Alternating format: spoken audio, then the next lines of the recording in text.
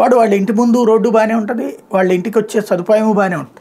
కానీ పత్రిక చూడటం ద్వారా అది బాగాలేదు ఈ రాష్ట్రం అనేటువంటి ఒక సైకలాజికల్ ఫీలింగ్ తీసుకొచ్చేటటువంటి ప్రయత్నంలో కొంతమేర సక్సెస్ అయ్యారు. ఇప్పటికి కొంత మిడిల్ క్లాస్లో ఆలోచన అయితే మార్చగలిగారు. ఇంకా ఎంత మేరకు మారుస్తారన్నటువంటి చూడాల్సి ఉంది. ఇది వీళ్ళ ప్రాక్టికల్ ఎజెండా. ఇకపోతే సీట్ల సర్దుబాటు, అభ్యర్థుల ఎంపికపై చంద్రబాబు పవన్ చర్చలు.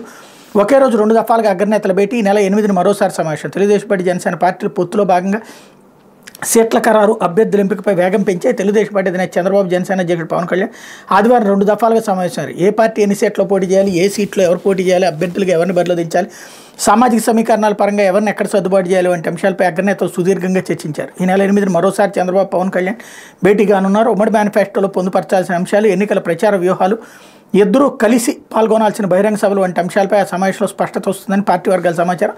చంద్రబాబు, పవన్ కళ్యాణ్ గత నెల 13 కూడా భేటీ అయ్యారు. సంక్రాంతి సందర్భంగా పవన్ చంద్రబాబు విందుకు ఆహ్వానించారు.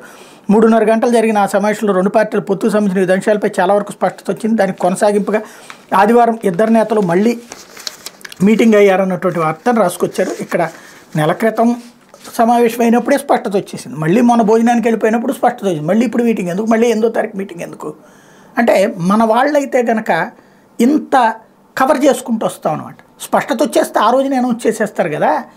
ఆ పొత్తులో అస్పష్టత కారణంగానే కదా. ఎక్కడెందుకు మొన్న వీళ్ళ మిత్రపక్షమైనటువంటి ఆంధ్రజ్యోతినే కదా రాసింది 64 సీట్లని, ఇప్పుడు చూస్తే 25 సీట్లే అని రాస్తున్నారు.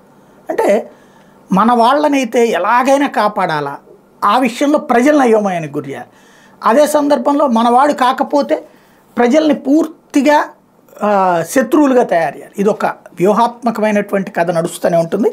ఓవరాల్గా సీట్ల సర్దుబాటు, అభ్యర్థుల ఎంపిక మీద చంద్రబాబు, పవన్ చర్చలు అయితే జరిగింది. ఇప్పుడు జగన్ను దించేందుకు సిద్ధం.